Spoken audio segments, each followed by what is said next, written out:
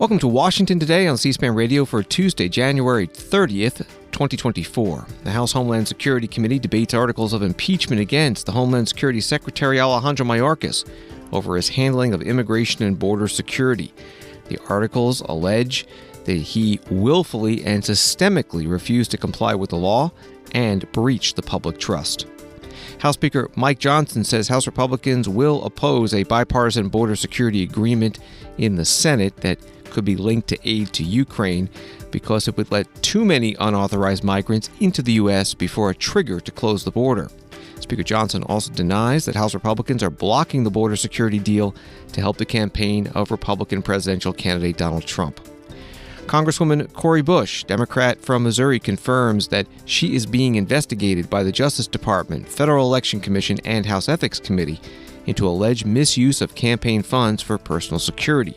She says she's cooperating and did nothing wrong. Congressman James Clyburn, Democrat from South Carolina, talks about President Biden's re-election campaign. Saturday is the Democrats' first presidential primary in South Carolina. President Joe Biden says he has decided how he'll be responding to the drone attack from Iran-supported militants on a U.S. military outpost in Jordan that killed 3 American soldiers. The president did not provide further details, but White House spokesperson John Kirby is asked about it. And former CIA directors Leon Panetta and Mike Pompeo testify before the House Select Committee on U.S.-China competition, a hearing about China's support for U.S. adversaries. A story from NBC News: members of the House Homeland Security Committee are meeting Tuesday to discuss the Republican-led impeachment articles against Homeland Security Secretary Alejandro Mayorkas. House Republicans accuse Mayorkas and the Biden administration of disregarding federal laws on immigration and seek to make Mayorkas the second cabinet official impeached in U.S. history. According to the first impeachment article set forth by House Republicans, Mayorkas has willfully and systemically refused to comply with federal immigration laws. Republicans blame Mayorkas for allowing millions of people to enter the country illegally, quote, with many unlawfully remaining in the U.S., according to the articles. And the second impeachment article accuses him of breaching the public trust and knowingly obstructing lawful oversight of the Department of Homeland Security. That was reporting from NBC News. Congressman August Pfluger, Republican from Texas, a member of the committee, spoke in favor of the impeachment articles. You know, it's a sad day that we're here. I don't think anybody takes any pleasure in being here. In fact, this is really the last resort that our founders intended to use an impeachment as a check and a balance. I personally have wrestled with the appropriate congressional response to what has been a willful refusal to comply with the law, to adhere to congressional directives, and more importantly, to secure a homeland. The failure to secure the border has been so significant, so catastrophic, so egregious that Congress must now use its power to provide accountability. And we must be the check and the balance against such an extremely egregious breach of the public trust. You know, families around the country have lost confidence in the secretary, in the government, in the administration. I show you this picture right here of the Tambunga family. This is a button that the Tambungas sat right there when Secretary Mayorkas was testifying. The 71-year-old grandmother was killed. The 7-year-old granddaughter was killed by a human trafficker doing 100 miles an hour in West Texas, carrying 11 illegal aliens, evading capture, and tragically slammed into their vehicle, instantly killing them. For Maria and Amelia's sake, if not this effort, then what? She sat, the daughter of Maria sat with Secretary Mayorkas and said, this is not political, we want you to secure the border, and yet nothing has been done. We passed H.R. 2 in May of last year. When you go to the border, when you talk to Border Patrol, when you talk to ICE agents, what they tell you is that there are no consequences, that the Secretary has willfully refused to enforce the laws that are on the books. And I asked rhetorically to the other side, if not this effort, then how do you hold accountability? Do you think that this has been a success? We offer these articles of impeachment today, a willful and systemic refusal to comply with the law, an egregious breach of public trust. because we do take seriously our oath. We do take seriously the check and the balance. There's been 3 years that the other side has had to make a change, and they haven't. And this is the last resort, which is why this is a sad day. Congressman August Pfluger, Republican from Texas, at today's Homeland Security Committee markup of the 2 impeachment articles against the Homeland Security Secretary, Alejandro Mayorkas. Congressman Seth Magaziner, Democrat from Rhode Island, spoke against the articles. There is no constitutional basis to impeach Secretary Mayorkas. The Constitution is very specific. It states that the grounds for impeachment are treason, bribery, or other high crimes and misdemeanors. There's no treason alleged or mentioned in these articles, no bribery alleged or mentioned in these articles, and no high crimes or misdemeanors either. House Republicans are playing politics instead of working together to find real solutions. If we were working together to find solutions for the border, we could be voting today on President Biden's request for more funding for the border. His request, which would add 1,300 Border Patrol officers and 1,600 CBP officers. We could be working with the Senate to develop policies to address our immigration challenges. But instead, we are wasting our time on impeachment because securing the border is not a priority for House Republicans. Donald Trump's 2024 campaign is their priority. And you know it from the way that this debate has shifted over the last year. Originally, House Republicans were saying, we won't give a cent to Ukraine unless there's funding for the border too. The administration said, okay, and proposed $14 billion of funding for the border. And then House Republicans said, well, no, it's not money. We need policy changes. And the administration said, okay, and has been working with the Senate on policy changes. And now House Republicans just in the last few days have said, no, we don't want policy changes. We don't want money. We don't know what we want. We want to beat Joe Biden in 2024. They keep changing their story about what they want because what they want is the political drama and not the solutions. The real truth here is that the President and the Secretary have taken steps to secure our borders despite House Republicans' attempts to obstruct them every step of the way. Congressman Seth Magaziner, Democrat from Rhode Island, at the House Homeland Security Committee markup of the impeachment articles. Ahead of the markup, Secretary Mayorkas wrote a letter to the chair, Congressman Mark Green, Republican of Tennessee, that reads in part, I assure you that your false accusations do not rattle me and do not divert me from the law enforcement and broader public service mission to which I have devoted most of my career and to which I remain devoted. After the committee approves the articles, and it is expected that they will approve them, they'll be sent to the full House, and that vote could happen on the House floor as soon as next week. A story from CNN reads that Chair Mark Green has been meeting with some of the remaining GOP holdouts, such as Congressman Ken Buck of Colorado, and has issued a number of memos on Mayorkas in recent weeks, according to GOP sources. Green presented his case to senior Republicans during a closed-door meeting Monday night, telling CNN afterward that nobody had any questions or dissent. In a sign of growing momentum for the effort, GOP swing district Congressman Don Bacon said he will vote to impeach Mayorkas, but Washington Representative Dan Newhouse, another moderate House Republican lawmaker, was less definitive.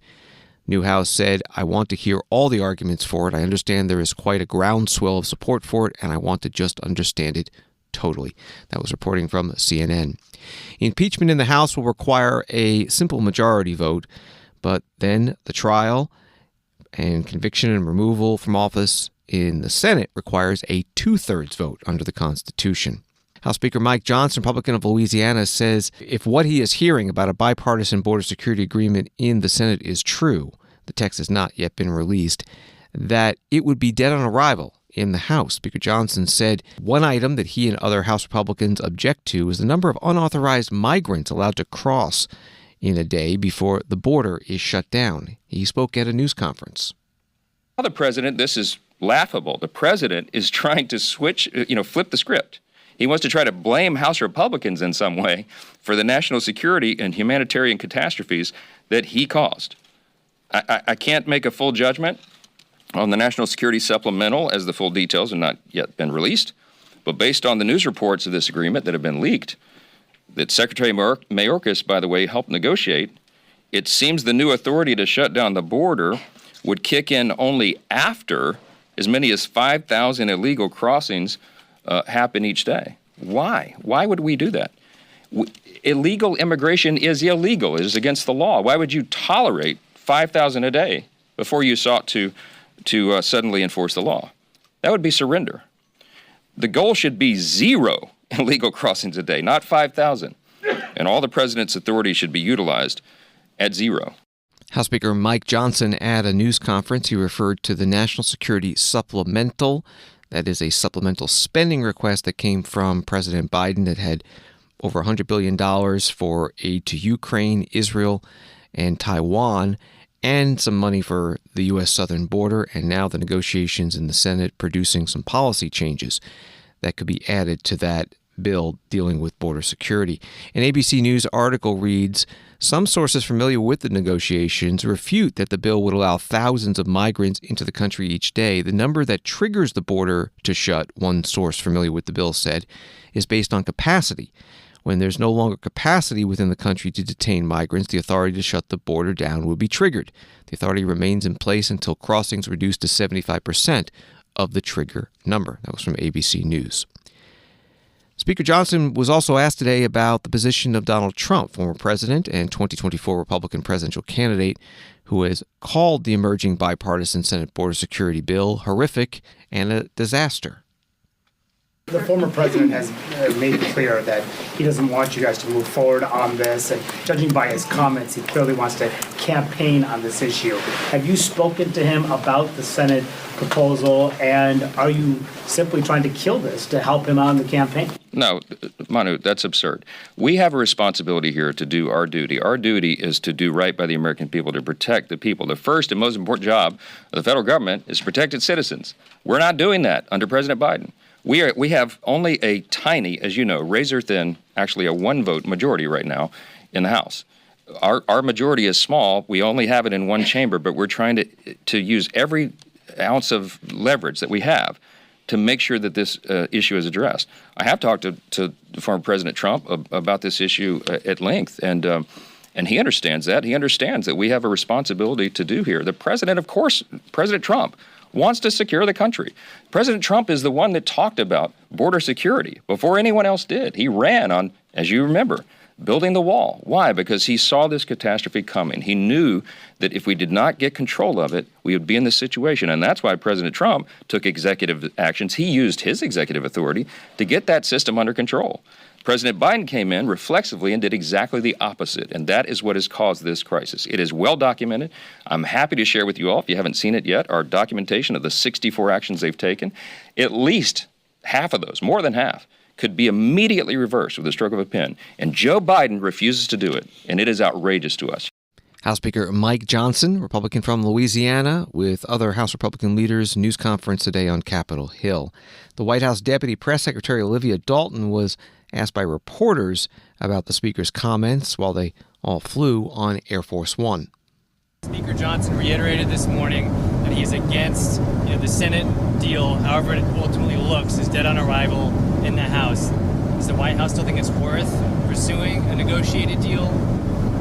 I think we've unequivocally said yes, and if Speaker Johnson is serious about securing the border, which he also said this morning that he is, then he should work across the aisle with us, reach back across the aisle in good faith and join us. We're working along with Senate Republicans as well as Democrats. And we think that if this proposal that's on the table was to be enacted, it would be the most meaningful, fair, significant piece of legislation to secure the border that we've seen in decades. On the border again, can you explain a little bit further why the president doesn't take some executive actions on the border himself? I think the president has also been clear that he needs additional authorities from Congress, and part of what he's asking Congress to do here is to deliver those authorities. I'm not going to get specifically into more of what the bill says down on the line items, but the president's been really clear he needs additional authorities to secure the border,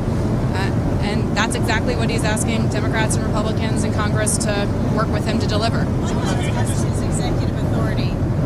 Why not test his executive authority? Just do it. I think the president has a view that, by the way, was shared by Speaker Johnson under the prior administration that he needs greater authority in order to secure the border and take action on the border. So that's what we're looking to do. Is it his position then that there's nothing more that he can do on migration, that this is the limit to his authority? The president, I think, just a moment ago, that certainly he feels that there are things that are within his power, but there are also things that are not within his power that he's looking for a congressional authority to do in order to step up border security. The White House Deputy Press Secretary Olivia Dalton holding a news conference on Air Force One. Back to Capitol Hill, the Senate Majority Leader Chuck Schumer, Democrat from New York, spoke on the Senate floor about the status of the bipartisan border security deal in that chamber. All through the weekend, negotiators continued their work on the National Security Supplemental. We are approaching the finish line, but the work is not done. We will continue to finish the supplemental. We will do everything we can to get the supplemental done, because for all the day-to-day intrigue, the big picture has not changed. This is an inflection point in history, where the balance of power in Europe, the future of Israel in the Middle East, and the fate of the Indo-Pacific hang in the balance. And for the first time in over a decade, we have a golden opportunity to make meaningful, lasting changes to the southern border, the best chance we will likely have in a good while. So we have an obligation to the American people to get something done.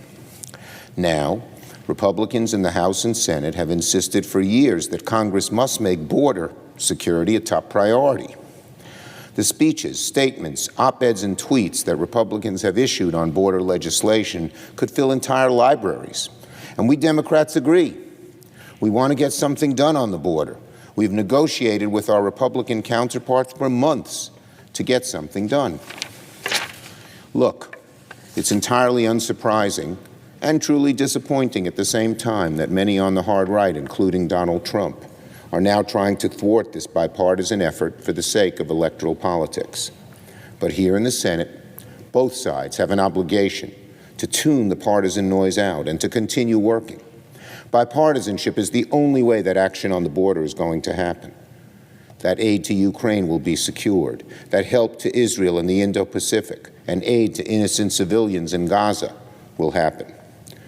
So for all the noise and partisan posturing, the big picture here does not change.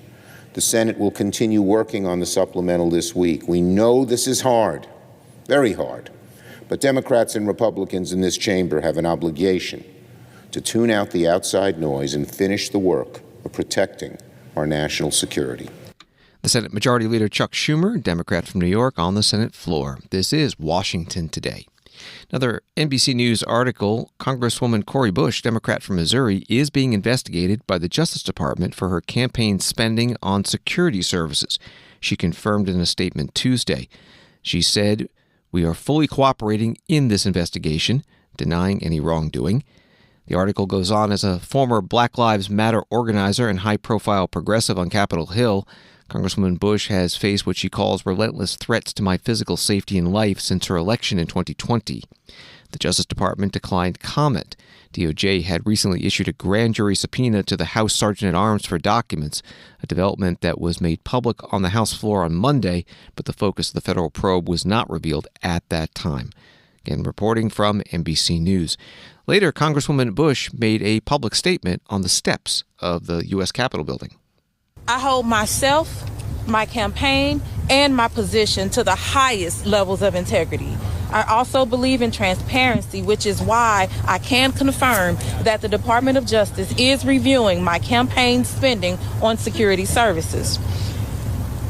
We are fully cooperating with this investigation, and I would like to take this opportunity to outline the facts and the truth. Since before I was sworn into office, I have endured relentless threats to my physical safety and life. As a rank and file member of Congress, I am not entitled to personal protection by the House, and instead have used campaign funds as permissible to retain security services. I have not used any federal tax dollars for personal security services. Any reporting that I have used funds for personal security is simply false. In recent months, right-wing organizations have lodged baseless complaints against me. peddling notions that I have misused campaign funds to pay for personal security services. That simply is not true. I have complied with all applicable laws and House rules and will continue to prioritize the rules that govern us as federal elected officials. In particular, the nature of these allegations have been around my husband's role on the campaign. In accordance with all applicable rules, I retained my husband as part of my security team to provide security services because he has had extensive experience in this area and is able to provide the necessary services at or below fair market rate. These frivolous complaints have resulted in a number of investigations, some of which are still ongoing.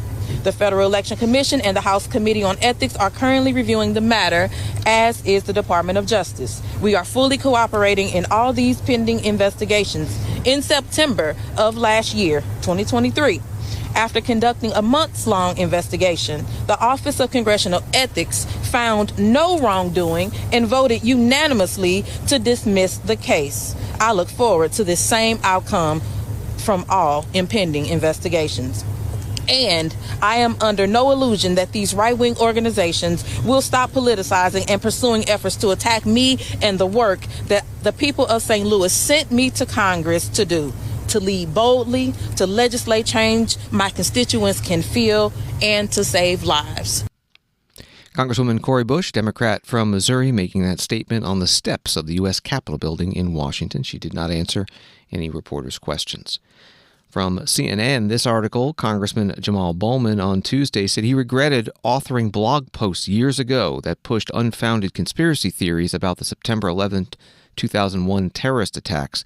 The New York Democrat, who was censured by the House last year after triggering a fire alarm despite there being no emergency, wrote in a statement Tuesday that he regrets the posts he made, having since learned how misinformation spreads.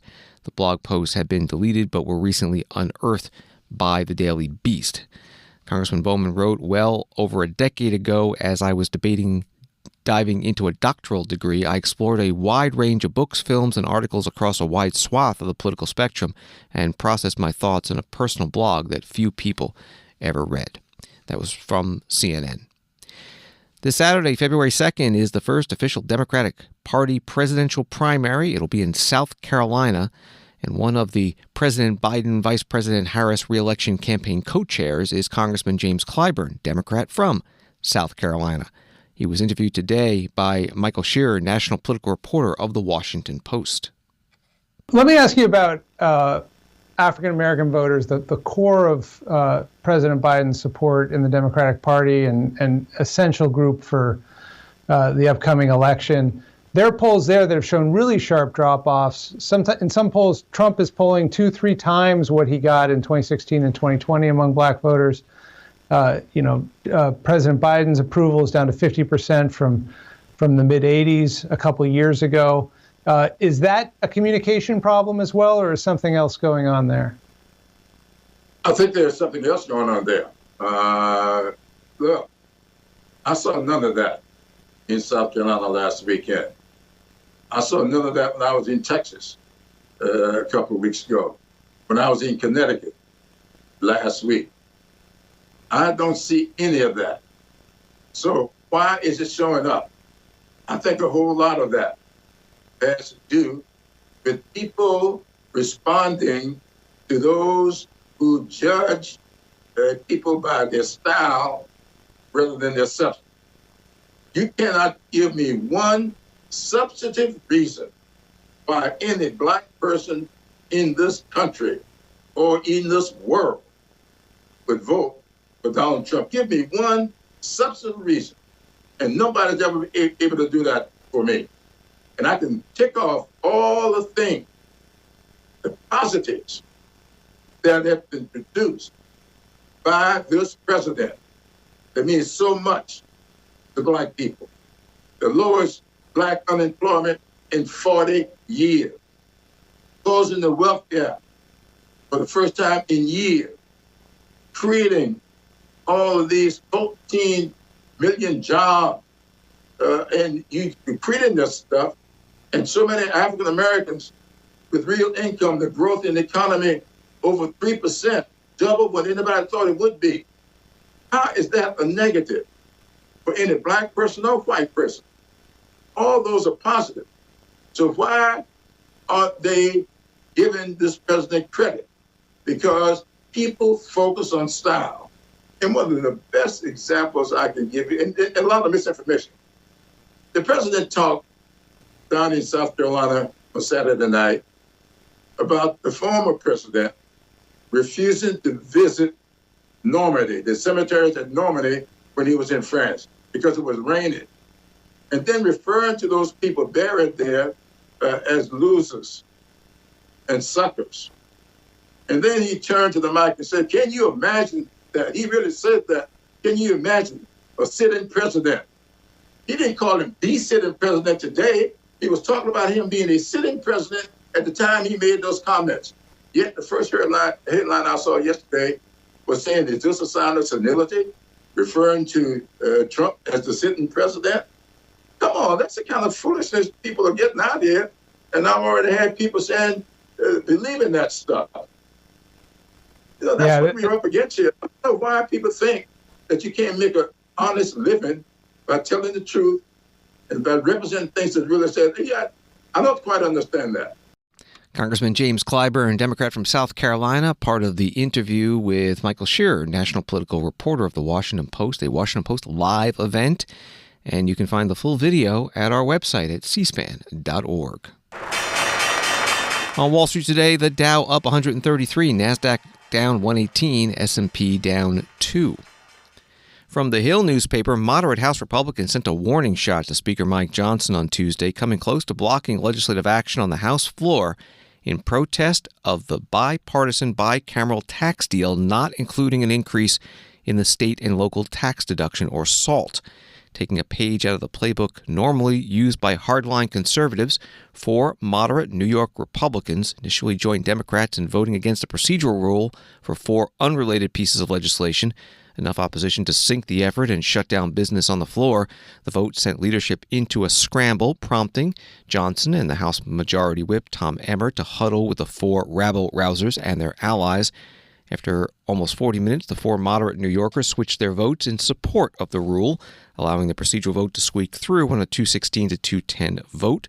The lawmakers left the House floor saying that while there was not a commitment to adjust the tax legislation, there was an agreement to keep talking about possible paths forward to discuss their concerns. That from thehill.com.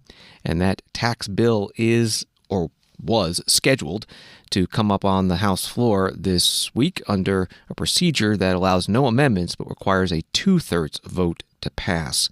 Washington Today continues in a moment. Hi, this is Rachel from C-SPAN's podcast team. I'd like to introduce you to one of the producers here at C-SPAN, my colleague Sean. Thanks, Rachel. If you're a fan of Washington Today, we think you'll also like our evening newsletter, Word for Word, which brings you a recap of the day's most important political and policy events delivered right to your inbox. Read about what happened on Capitol Hill and at the White House, and watch video highlights featuring the day's newsmakers. Hear them word for word. Join our community of informed listeners and viewers. Head over to cspan.org/connect and subscribe to Word for Word today. Thanks for listening and staying connected with Word for Word. Subscribe now at cspan.org/connect. Thank you. Welcome back to Washington Today, available as a podcast on the C-SPAN Now mobile app. It's free and wherever you find your podcasts.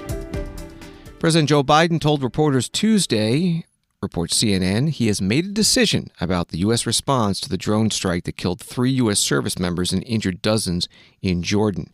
Asked by CNN's Arlette Saenz whether he had decided how to respond, Biden said yes, but declined to provide further details. The Sunday attack on the small outpost was the first time American troops have been killed by enemy fire in the Middle East since the beginning of the Gaza war. Administration officials have feared that outcome since the October 7th Hamas attack on Israel because it would require a strong American response, which the administration has worried could lead to a broader conflict.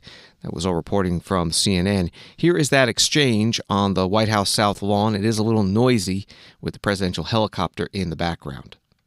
What's the message of Iran responsible for the death of those 3 Americans? I do hold them responsible in the sense that they're supplying the weapons to the people who did it. We'll have that discussion. strikes have not deterred these attacks in the past. What will be different this time? We'll see.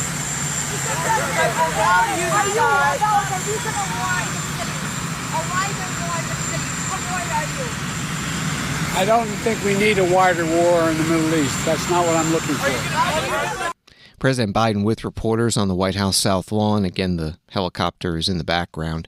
Later, as they all flew on Air Force One down to Florida for re-election campaign fundraising by the president, the reporters asked White House National Security Council spokesperson John Kirby for some more detail about how the U.S. might respond to the drone attack that killed 3 Americans in Jordan. The president said when he left the White House that he had reached a decision on the strikes. What is the guiding principle as he makes this decision? And is it fair to say that these strikes will be more forceful than the ones that were done previously? Well, with the caveat that I'm certainly not going to telegraph punches here, get into specifics of potential future military operations. To your question, guiding principle is making sure that we continue to degrade the kinds of capabilities that these groups have at their disposal to use against our troops in our facilities, and to send a strong signal to their backers in the IRGC that these attacks are unacceptable, and the president will do what he has to do to protect our troops in our facilities and to look after our national security interests in the region. And I would tell you that, as I said yesterday, they have now taken the lives of 3 American troops. And so I think it's fair for you to expect that we will respond in an appropriate fashion. And it is it's very possible that what you'll see is a tiered approach here, not just a single action, but potentially multiple actions. Can you say if it will only over a period of time? And can you say if it will only be military in its nature, or is economic responses such as sanctions on the table as well? I don't think I'm going to get into more detail than that. John Kirby, Strategic Communications Coordinator for the White House National Security Council, speaking with reporters on Air Force One. He also said that President Biden spoke to the families of the U.S. troops killed by the drone attack in Jordan, and the president plans to be at Dover Air Force Base in Delaware on Friday for the dignified transfer ceremony. A New York Times article says the Pentagon and State Department already have a list of possible Iranian targets. It was created in case a war broke out between Iran and Israel. Those include drone-making factories and their overseas suppliers, missile sites and air bases, and the U.S. has a plan for a cyber attack against Iran's air defenses, communication system, and power grid. The Senate Republican leader Mitch McConnell of Kentucky spoke on the Senate floor about how the president should be responding. If the Iranian regime thinks America is most afraid of escalation, it will use that fear because it believes it will drive us from the Middle East, just as we were driven from Afghanistan. It was reasonable to hope that the eruption of proxy violence against American forces in the wake of October 7th massacre in Israel would convince the Biden administration to start seriously exercising American strength. It was reasonable to hope that a global superpower might finally begin to act like one. That hasn't happened yet, but perhaps the gut-wrenching tragedy of American casualties will finally wake this administration from its delusional approach to Iran. Yesterday, the Secretary of Defense echoed President Biden's hollow assurance from earlier this month, insisting that the administration, quote, will not tolerate attacks on U.S. forces, and we will take all necessary action to defend the U.S. and our troops. Unfortunately, this sentiment isn't yet backed by any action. The fact that Iran's proxies have targeted Americans 166 times in the past 3 months demonstrates that the Biden administration is willing to tolerate attacks on U.S. forces. The question for the commander-in-chief is whether his actions in the coming days will convince Iran and its proxies that America's tolerance has been exhausted. It's time for the administration to provide senators with a briefing on the current situation in the Middle East. As I've said before, the president has the necessary authorities to strike those responsible for killing and wounding Americans, targeting our interests, and threatening our allies in the region. He has the capacity to go after the Iranians who sponsor and direct this campaign. But his administration has an obligation to inform Congress of its objectives and strategy, and to explain why their attempts to deter Iran and its proxies have, as yet, been unsuccessful. The Senate Minority Leader Mitch McConnell, Republican from Kentucky, on the Senate floor. At the Pentagon, the press secretary, Major General Patrick Ryder, was asked about a report that Hezbollah announced it would suspend attacks on U.S. forces in Iraq and Syria and order its fighters not to respond to any U.S. attack. So Kateb Hezbollah has just put out a message on Telegram telling its fighters not to attack U.S. bases in Iraq and Syria, suggesting that they will support the fight in Gaza in other ways, and suggesting that even if the U.S. strikes them, not to respond. What is your response to that? Yeah, we've seen those reports. I don't have a specific comment to provide other than actions speak louder than words. And again, on the statement that's out there, I don't think we could be any more clear that we have called on the Iranian proxy groups to stop their attacks. They have not, and so we will respond in a time and manner of our choosing. When I say actions speak louder than words, there has been 3 attacks, to my knowledge, since the 28th of January. And I'll just leave it there. Okay. General Patrick Ryder, the Pentagon press secretary, at his news conference at the Pentagon. This is Washington Today. 2 former CIA directors, Mike Pompeo and Leon Panetta, testified today before the House Select Committee on Strategic Competition between the United States and the Chinese Communist Party. The title of the hearing was Authoritarian Alignment, the CCP's Support for America's Adversaries. Mike Pompeo was also Secretary of State under former President Trump and a Republican congressman from Kansas. Leon Panetta also served as Defense Secretary under former President Obama and was a Democratic congressman from California. Here are portions of the hearing. We start with Leon Panetta, questioned by Congresswoman Kathy Castor, Democrat from Florida, about China and Russia's invasion of Ukraine. Secretary Panetta, in 2022, after Vladimir Putin and Russia invaded Ukraine, the United States, President Biden, and our NATO allies helped rally freedom-loving people across the globe to support Ukraine. What do you surmise Xi Jinping and the PRC took from that? What lesson did they take from the swiftness of that coalition? As I mentioned in my testimony, I really do think that Russia and China grew more aggressive because they sensed a weakness on the part of the United States, that the United States was withdrawing from leadership in the world, was withdrawing from our alliances, and wasn't drawing the line on aggression. And I'm thankful that President Biden and our NATO allies drew a line on Putin. I don't think Putin expected that, very frankly. So it was really important for the United States and our allies to be able to say, if you cross that line, we will take steps to go after Russia. We'll undermine your economy, we'll provide military aid, and we will strengthen NATO. That was a clear message. And most importantly, the message was that the Ukrainians, because they were brave fighters, stopped the Russian invasion. That got the attention of Xi Jinping.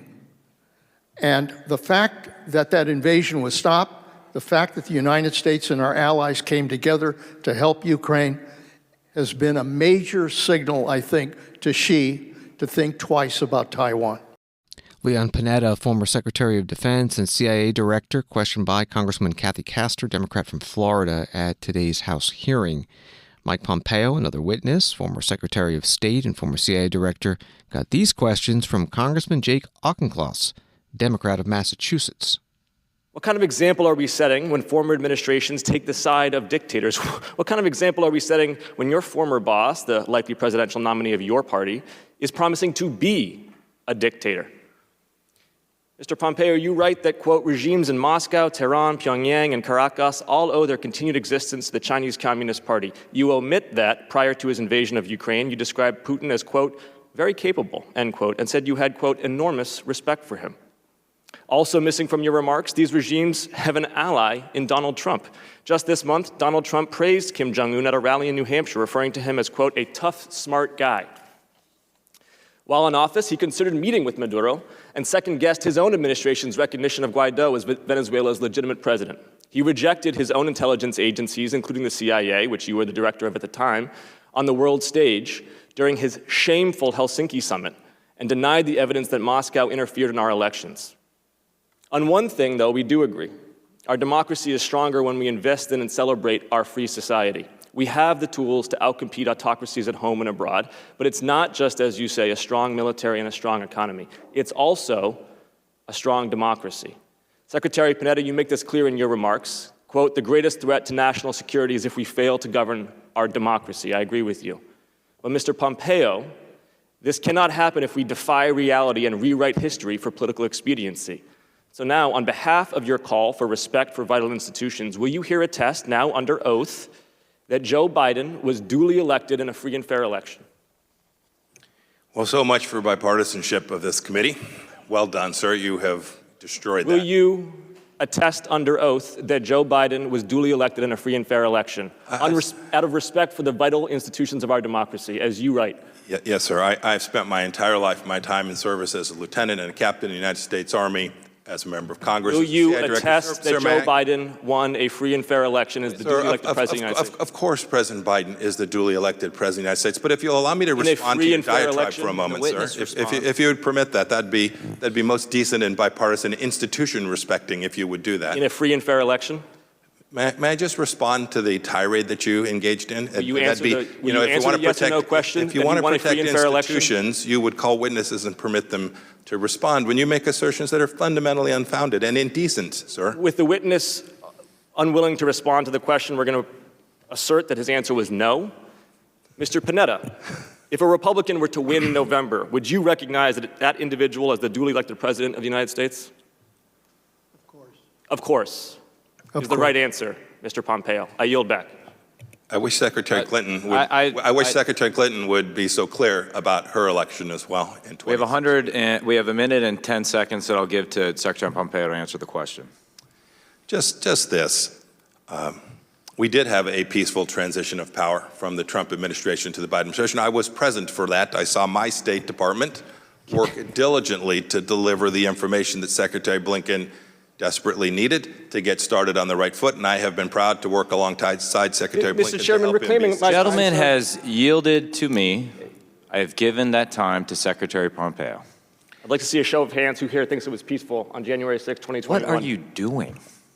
The last thought, and by the way, I was happy that the State Department executed that tradition with such aplomb and such excellence. The second thought is this. Look, we'll have partisan disagreements on many things.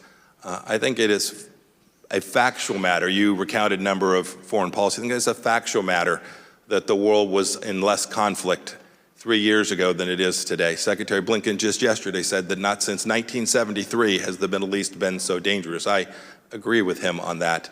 It was safer 3 years ago because we had established a deterrence model that was successful at preventing invasion of Europe, the debacle in Afghanistan, the good work that we did. You'll recall that the Trump administration was the first administration to actually provide defensive weapon systems to Ukraine when the Obama administration had concluded it could not or would not do so. These were things that kept the American people safe. It wasn't partisan, it wasn't political, it was good policy.